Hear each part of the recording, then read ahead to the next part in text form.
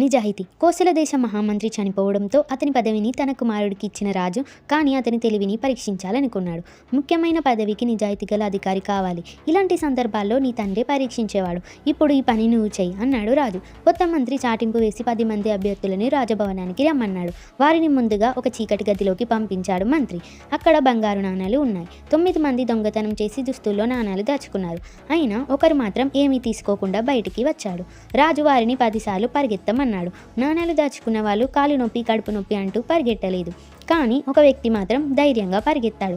ఇతడు ఒక్కడే నిజాయితీపరుడు మహారాజా అన్నాడు మంత్రి. రాజు ఎలా చెప్పగలిగావని అడగగా వారు దుస్తుల్లో దాచుకున్న నాణాలు బయటపడిపోతాయని భయపడి పరిగెట్టలేదు మహారాజా.